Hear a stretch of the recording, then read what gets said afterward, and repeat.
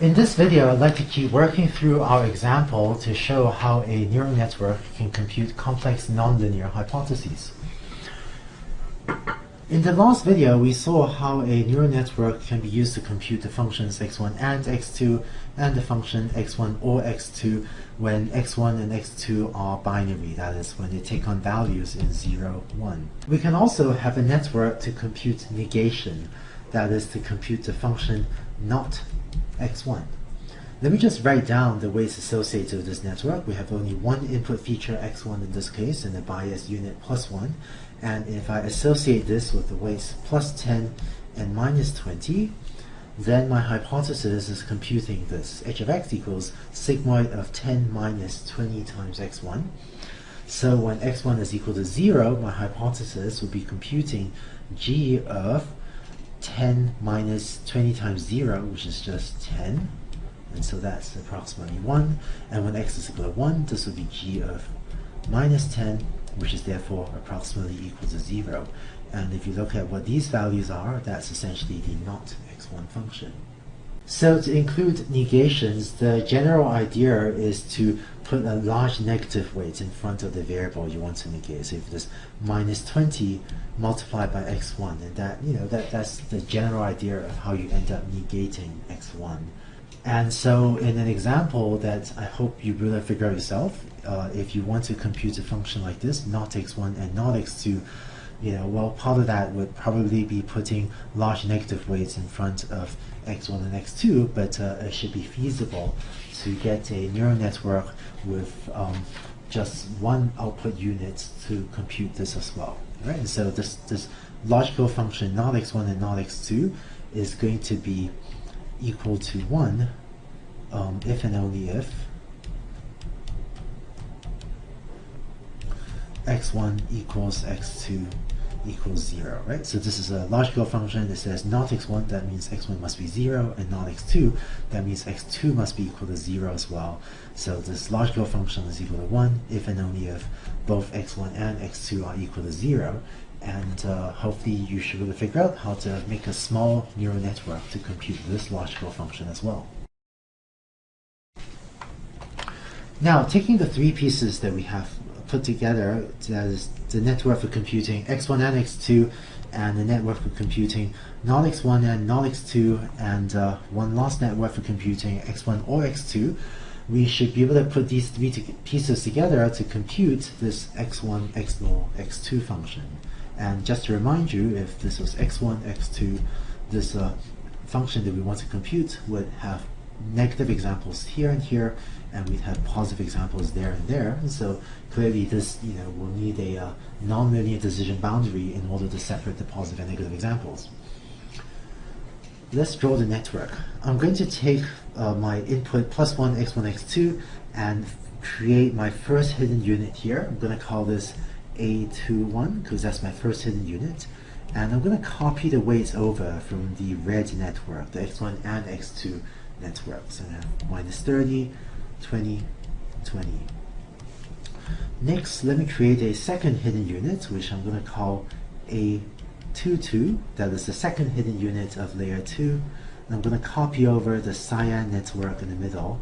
So I have the weights 10, minus 20, minus 20.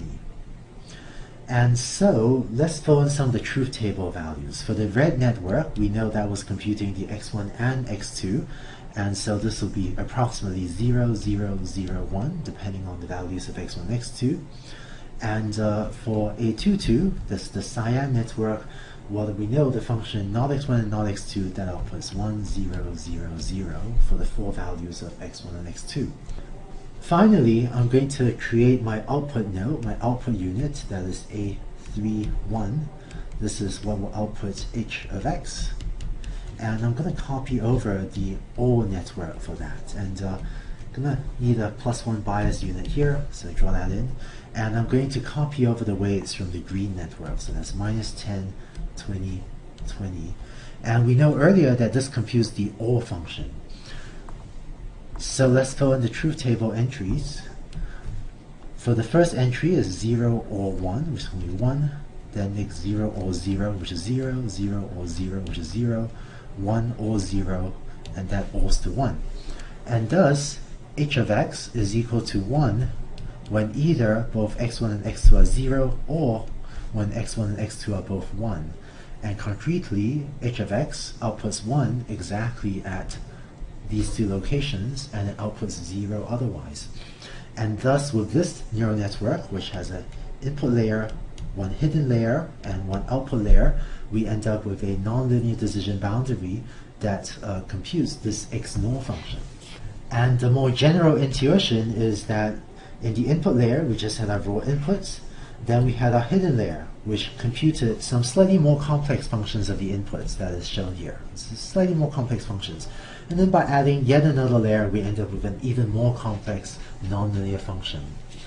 And this is the sort of intuition about why neural networks can compute pretty complicated functions. That when you have multiple layers, you have relatively simple function of the input to the second layer, but the third layer can build on that to compute even more complex functions, and then the layer after that can compute even more complex functions. To wrap up this video, I want to show you a fun example of an application of a neural network that captures this intuition of the deeper layers computing more complex features. I want to show you a video that I got from a good friend of mine, Jan LeCun. Jan is a professor at New York University at NYU, and he was one of the early pioneers of neural network research and is sort of a legend in the field now, and his ideas are used in sort of all sorts of products and applications throughout the world now. So I want to show you a video from some of his early work in which he was using a neural network to recognize handwriting, to do handwritten digit recognition. You might remember early in this class, at the start of this class, I said that one of the early successes of neural networks was trying to use it to read zip codes to help to help us send mail along, so read postal codes. So this is one of the attempts. This is one of the algorithms used to try to address that problem. In the video that I'll show you, this area here is the input area that shows a handwritten character shown to the network. This column here shows a visualization of the features computed by sort of the first hidden layer of the network. And so the first hidden layer, this visualization shows different features, different edges and lines and so on detected. This is a visualization of the next hidden layer. It's kind of harder to see, kind of hard to understand the deeper hidden layers, and that's the visualization of what the next hidden layer is computing. You probably have a hard time seeing what's going on, much beyond the first hidden layer. But then finally, all of these learned features get fed to the output layer, and shown over here is the final answer, is the final predicted value for what handwritten digit the neural network thinks that is being shown. So let's take a look at the video.